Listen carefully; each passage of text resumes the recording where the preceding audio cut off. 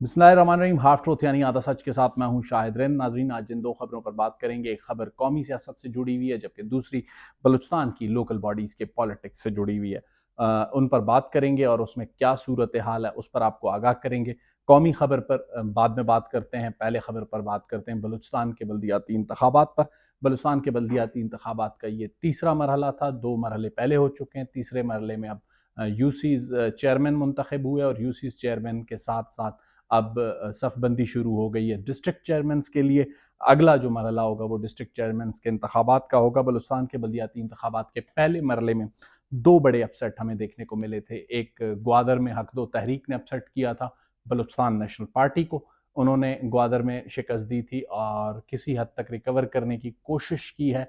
Balochistan national party ने ग्वादर में अपना जो डैमेज उन्हें पहले मरहले में हुआ था, तो अब उसे वो इस तीसरा जो मरहला था इसमें उन्होंने उसे रिकवर करने की कोशिश की है और किसी हद तक वो जो है कामयाब भी हुए हैं, क्योंकि पसनी में नूरी पैनल और ओरमाड़ा में वहाँ पर नूरी पैनल और बीएनपी और इंडिपेंडेंट्स ने जो पोजीशन बनाई है। लेकिन अगर हम बात करते हैं ग्वादर टाउन की, तो ग्वादर टाउन में दूसरे मरहले में भी बलूचिस्तान नेशनल पार्टी को शिकस्त ही हुई है और होनी थी, क्योंकि ग्वादर का जो पहला मरहला था उसमें हक दो तहरीक ने लीड किया था। दूसरे मरहले में भी ग्वादर टाउन में, डिस्ट्रिक्ट ग्वादर में नहीं, ग्वादर टाउन में अपनी लीड को बरकरार रखा है और हक दो तहरीक को कुछ वोट पसनी में भी मिले। तो पसनी में उनका और नूरी पैनल का मुकाबला है। ग्वादर में बेसिकली अगर नूरी पैनल और कुछ इंडिपेंडेंट्स ना हो तो बेसिकली ऐसा नजर आता है कि इन बल्दियाती इंतखाबात में सरदार अख्तर मिंगल की जमात बलूचिस्तान नेशनल पार्टी को ग्वादर और माड़ा पसनी जो उसके स्ट्रॉन्ग होल्ड समझे जाते थे उनमें झटका पड़ा है। और अगर बलूचिस्तान नेशनल पार्टी ग्वादर में दोबारा रिटेन करना चाहती है तो उन्हें न सिर्फ मयारजान नूरी की फैमिली से बात करनी होगी, बल्कि जो इंडिपेंडेंट्स हैं उन्हें भी अपने साथ मिलाना होगा, वरना दूसरी सूरत में आम इंतखाबात में बलूचिस्तान नेशनल पार्टी के लिए मुश्किलात बढ़ सकती हैं। दूसरा अपसेट खुजदार में आगा शकील खुजदारी ने पहले मरहले में किया था, और जब आगा शकील ने जो नताइज पहले मरहले में दिए तो बज़ाहिर ऐसा लग रहा था कि जमीयत उलमा इस्लाम और बलूचिस्तान नेशनल पार्टी नेचुरल से इत्तेहादी हैं और इस वक्त उनका इत्तेहाद बड़े ज़ोर शोर पर जारी है। तो नेशनल पार्टी डॉक्टर मालिक की है या सरदार असलम बिजिंजो जो उनके वहाँ के हेड हैं, एक तरह से खुजदार के मामला को देखते हैं, तो वो मुमकिन तौर पर कोई ऐसा अलायंस करेंगे जिसमें आगा शकील और नेशनल पार्टी अगर करीब आते हैं तो वो लीड करेंगे। लेकिन हमने देखा कि इत्तेहाद बजाय दो दो के बनने के बजाय सैफ फरीकी इत्तेहाद बना और कॉर्नर आउट करने की कोशिश की गई आगा शकील को खुजदार टाउन से। और इस सह जमाती इत्तेहाद में नेशनल पार्टी, बीएनपी मेंगल और जमीयत उलमा इस्लाम ने इत्तेहाद कर लिया और ऐसा नज़र आ रहा था कि आगा शकील को अब बम्र मजबूरी अपोजिशन में बैठना पड़ेगा। और उसके इन्हीं इंतखाबात के कुछ दिनों के बाद आगा शकील खुजदारी जो है, उन्होंने ये खुजदारी जो बार बार मैं लफ्ज़ इस्तेमाल कर रहा हूँ, बेसिकली आगा शकील हमारे दोस्त हैं, दुरानी हैं, लेकिन वो अपने नाम के साथ खुजदारी निकनेम यूज़ करते हैं, तो दैट्स वाई मैं उन्हें आगा शकील खुजदारी ही कह रहा हूँ। तो आगा शकील को एक तरह से बज़ाहिर नज़र आ रहा था कि तीनों बड़ी जमातें, या कह लें कि जालावान के जो बड़े तीन स्टेक होल्डर्स हैं, दो कौम परस्त सियासत करने वाले सरदार अख्तर मिंगल की जमात बीएनपी और नेशनल पार्टी डॉक्टर मालिक की जमात जहाँ पे बिजिंजो फैमिली नाल में अपना रसूख रखती है, और तीसरी बड़ी स्टेक होल्डर जमीयत उलमा इस्लाम। तो जमीयत उलमा इस्लाम का ये एक तरीक़ाकार है कि वो कभी नेशनल पार्टी के साथ इत्तेहाद करते हैं, कभी बीएनपी के साथ, मतलब नेशनल पार्टी और बीएनपी के दरमियान में जमीयत उलमा इस्लाम जिस तरफ फ्लोट करती है तो दूसरी कौम परस्त जमात को फ़ायदा होता है। तो हमने देखा कि 2013 से 18 तक नेशनल पार्टी और जमीयत का इत्तेहाद था, 2018 से अब बलूचिस्तान नेशनल पार्टी और जमीयत का इत्तेहाद है। और मुमकिन तौर पर इसीलिए हमें ये अंदाज़ा था कि नेशनल पार्टी और आगा शकील नेचुरली अलायंस बनेंगे। लेकिन जैसे ही बल्दियाती इंतखाबात का पहला मरहला मुकम्मल हुआ और आगा शकील ने खुजदार की सियासत में चौथे स्टेक होल्डर के तौर पर एंट्री दी, और इस चौथे स्टेक होल्डर बनने का जब मामला सामने आया तो जो जालावान की हमारी सियासी जमातें हैं उन्हें कैसे ये बर्दाश्त होता कि खुजदार या जालावान की सियासत में एक चौथा स्टेक होल्डर इमर्ज कर रहा है। तो तीनों बड़ों ने बैठकर फैसला किया और आगा शकील को अपोजिशन में बिठाने की तैयारी की। और आगा शकील भी बड़े रिलैक्स होकर अपने घुटने के इलाज के लिए लंदन रवाना हो गए। उनके जो दूसरे भाई हैं आगा शाहजेब, वो भी उनके साथ उनकी ट्रीटमेंट के लिए लंदन चले गए। इस दौरान लंदन में एक मरतबा आगा शकील खुशदारी से मेरा रब्ता हुआ था और मैंने उन्हें गुफ्तगू करते हुए जब सियासी सूरत हाल पर बात की, ये दूर जो तीसरा मरला था उससे तकरीबन कोई 2 महीने कबल, तो मैंने उन्हें ऐसे ही एक जुमला कहा, मैंने कहा आपने अच्छी टफ फाइट दी है और इंशाअल्लाह आगे आपकी सियासत के लिए चीज़ें ब्राइट हैं, तो आप हिम्मत ना हारें। तो बड़े अज़्म के साथ आगा शकील ने मुझे कहा कि शाहिद जान बेफ़िक्र रहें, हम खुशदार में अगला मरला जीतेंगे। मैं हैरान था कि कैसे जीतेंगे। और जब इंतखाबी नताइज आए तो आगा शकील ने आसिफ अली जरदारी की जमात पाकिस्तान पीपल्स पार्टी में शामिल होने के बाद, लगता है कि वो जो रुमाल पहना था उसके साथ जो उनके कंधे, जो पीपल्स पार्टी का फ्लैग जब उन्होंने अपने गले में पहना था, तो मेरा ख्याल है पीपल्स पार्टी के शरीक चेयरमैन आसिफ अली जरदारी से अपने कंधे पे थपकी दिलवा ली थी। ये उस थपकी का नतीजा है या एक जरदारी सब पर भारी की जो सियासत है उसका कोई वजीफा जो है वो उन्होंने आगा शकील के कान में फूंका था, जिसे खुशदार के बजाय लंदन में बैठकर आगा शकील ने वहां से फूंका।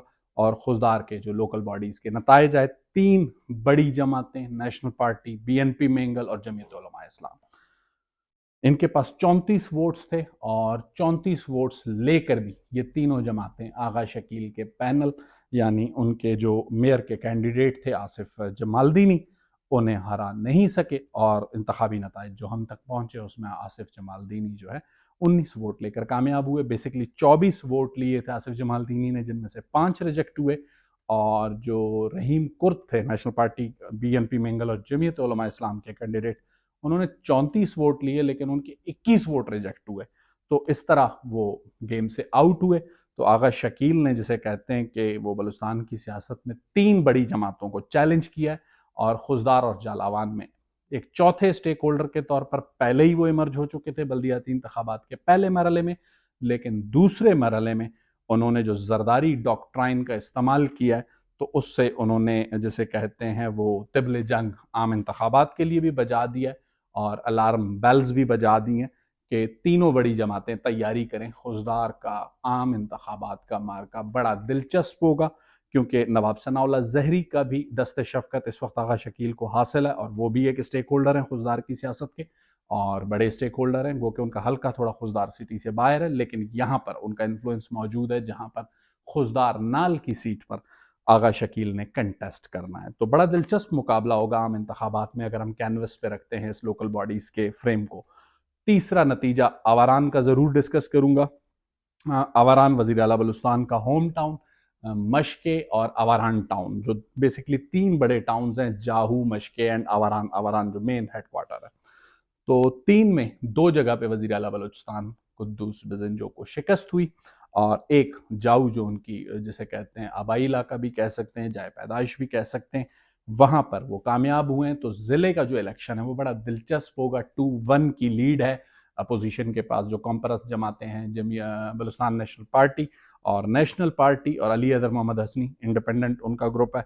तो इन तीनों ने मिलकर कुद्दूस बिज़नजो को 2 टाउन कमेटीज़ में काबू किया है। जाऊ में चूंकि वो नाकाबिले शिकस्त रहे कुद्दूस बिज़नजो, तो देखते हैं, बड़ा दिलचस्प होगा ज़िला इलेक्शन। 2-1 का मामला है। आवारान में अब डिस्ट्रिक्ट चेयरमैन कुद्दूस बिज़नजो का होगा या फिर जो अलायंस उनके खिलाफ कौमपरस्तों का और अली अदर मोहम्मद हसनी के अलायंस से लड़ रहा है उनका होगा, ये कहना अभी कबल अज़ वक्त है। सूरत हाल बड़ी क्लोज है। केच मकरान में डॉक्टर मालिक की जमात ने गो के कामयाबी हासिल की है, लेकिन मेरी मालूमात के मुताबिक जो लीड उनकी थी, जैसा कि खुशदार में लीड चेंज हुई है, तो तुरबत में भी लीड ज़रा हिली थी नेशनल पार्टी की, लेकिन नेशनल पार्टी उसे लेने में कामयाब रही, उस टाउन कमेटी को, और तुम में भी कामयाबी हासिल की। तो ओवरऑल केच में डॉक्टर मालिक ने सूरत हाल को काबू किया है। उसके अलावा बलूचिस्तान में कोई ऐसा पॉलिटिकल सेटबैक नहीं हुआ, जैसा जहां जो होना था वो हुआ। सिब्बी नसीराबाद डिवीजन की अगर हम बात करते हैं तो लेडीज़ ने अपने इलाके जीते हैं, मगसीज़ ने अपने, फ़ाइक जमाली अपने इलाके में जीते हैं। उमर जमाली को उन्होंने टफ टाइम दिया है। उमर जमाली को के इस वक्त मुंतखब MP हैं पाकिस्तान तहरीक इंसाफ से। तो ये सारी सूरत हाल है। सरदार यार मोहम्मद रिंद ढाडर में, डोमकी बरादरी जो है, डोमकी कबीला सिब्बी में, खेतरान सरदार अब्दुर्रहमान खेतरान बारखान में, पश्तून इलाकों में बड़ा दिलचस्प खेल हुआ है। जमीयत उलमा इस्लाम और पश्तूनख्वा, जी हाँ, आग और पानी दोनों ने अलायंस किया और अलायंस की सूरत में इस वक्त जो पश्तूनख्वा मैप के अंदर की जो स्प्लिट है वो कुछ छुपी है, लेकिन उस्मान खान काकड़ के साहबजादे जो है उन्होंने एंट्री दी है अपने इलाके में, और उनका जो ग्रुप है पश्तूनख्वा से अलग होने के बावजूद अपने आबाई इलाके, अगर मैं गलत नहीं हूँ, किला सैफुल्ला और इस तरफ उन्होंने कुछ नशस्तें हासिल की हैं। हरनाई में पश्तूनख्वा मैप का जो महमूद खान अचकज़ई का ग्रुप है उन्हें अच्छे वोट मिले, लेकिन ओवरऑल पश्तून इलाकों में डोमिनेट करती हुई आई है, जमीयत उलमा इस्लाम डोमिनेट करती हुई नज़र आ रही है। और मस्तूंग में भी नवाब असलम रईसानी की जमीयत में शमूलियत के बाद बेहतर पोजीशन में है बलोच इलाकों में, तो अब आहिस्ता आहिस्ता जमीयत पश्तून इलाकों से बलोच इलाकों की तरफ पेनिट्रेट कर रही है। ये पेनिट्रेशन आम इंतखाबात में कितनी होगी इसे देखना होगा।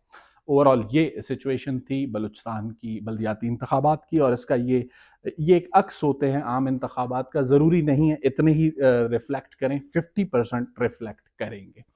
अब बात करते हैं कौमी सियासत की। कौमी सियासत बड़ी दिलचस्प सूरत हाल में दाखिल हो चुकी है। गुज़िश्ता रोज़ लाहौर हाई कोर्ट से पाकिस्तान तहरीक इंसाफ को बहुत बड़ा रिलीफ मिला है, और ये रिलीफ है उस हुक्म का कि 90 रोज़ के अंदर अंदर इलेक्शन कमीशन ने पंजाब में जो है आम इंतखाबात करवाने हैं। अब सूरत हाल बड़ी दिलचस्प हो चुकी है। पाकिस्तान मुस्लिम लीग नून और उनकी इत्तेहादी जमातें चाहती हैं कि एक साथ ही इंतखाबात हों। इस सिलसिले में मेरे ज़राए के मुताबिक एक मुलाकात आसिफ अली जरदारी, मौलाना फजलुर रहमान और मियाँ शहबाज शरीफ की हुई, जिसमें मियाँ शहबाज शरीफ और मौलाना फजलुर रहमान का ये नुकता था कि न सिर्फ पंजाब और केपी के इंतखाबात को इल्तवा का शिकार किया जाए मरदमशुमारी की जो है ना वो लेते हुए, साइड लेते हुए, बल्कि अगर पॉसिबल हो तो आम इंतखाबात को भी कुछ अरसा आगे बढ़ा दिया जाए। आसिफ अली जरदारी ने पंजाब और केपी के मामले पर अपने इत्तेहादियों का साथ देने का इंदिया दिया, लेकिन आम इंतखाबात के मामले पर वो इस बात पर तैयार नहीं है। तो हुकूमती इत्तेहाद में ही दो ओपिनियंस इस मामले पर मौजूद हैं।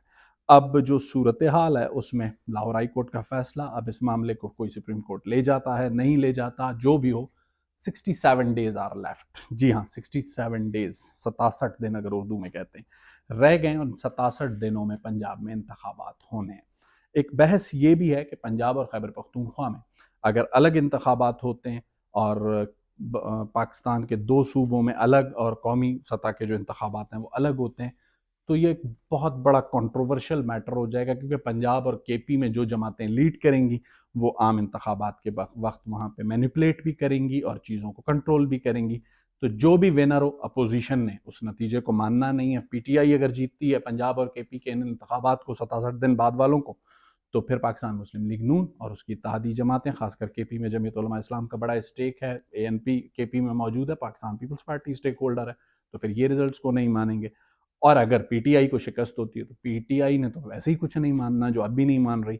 तो सूरत हाल बड़ी दिलचस्प है। अब इस सारी सूरत हाल से निकलने के ऑप्शंस क्या हैं? दो ही रास्ते हैं। एक रास्ता ये है कि इस वक्त किसी हद तक अगर पॉलिटिकल पार्टीज एक टेबल पर बैठें और मामलात को डिस्कस करें और किसी तरीके से आम इंतखाबात की किसी एक मुत्तफ़िका डेट पर चले जाएं, चाहे 3 महीने बाद, 5 महीने बाद, इत्तफाक राय पैदा करें और इंतखाबात करवा लें। एक ऑप्शन ये है। इलेक्शन रिफॉर्म्स हुए नहीं, मरदमशुमारी शुरू हो चुकी है। ये जो घड़मस बन रहा है, इस घड़मस का नतीजा क्या निकलेगा? अगर सियासी लोग नहीं बैठे, सियासी लोगों ने अपनी जिद, हठधर्मी, अना दोनों तरफ की, हुकूमत और अपोजिशन अगर जारी रखी, तो इस घड़मस के नतीजे में मुशाहिद हुसैन सैयद ने कहा था कि आइंदा खान कोई और होगा। खान उन्होंने गो के कह दिया, आइंदा खान आ जाएगा। अब आइंदा खान कौन है ये उन्होंने मेंशन नहीं किया, लेकिन अगर आप पंजाब वगैरह में घूमें और सूरत हाल की पल्स लें तो आपको लगता है कि Imran Khan is in a leading position, और उसकी वजह इमरान खान के कोई कारनामे नहीं है, वो हुकूमत के जो इकदाम हैं उससे जो अवाम की नफ़रत है इमरान खान को वो सपोर्ट दे रही है। तो इस सारी सूरत हाल में आगे अगर सियासी जमातों ने जिम्मेदारी का मुजाहरा नहीं किया तो फिर ऑप्शंस क्या हैं? आइंदा खान क्या है? मेरी मालूमात के मुताबिक फिर ऑप्शंस टेबल पर कुछ फाइलें मौजूद हैं, हो सकता है उनकी तादाद 3 हो और 3 से ज़्यादा हो।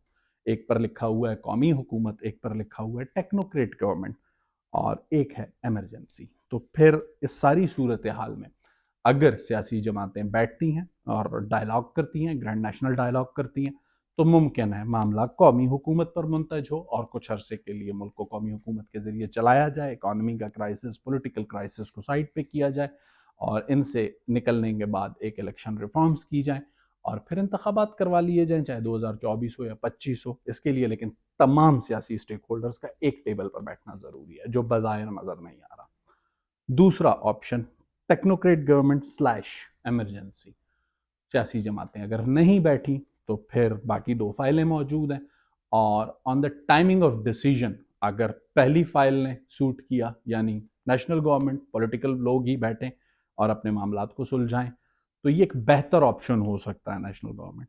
लेकिन अगर सियासी लोगों ने गैर जिम्मेदारी का मुजाहरा किया तो फिर बात दो फाइलों पर आ जाएगी, और दो फाइलों में टेक्नोक्रेट गवर्नमेंट स्लैश एमरजेंसी।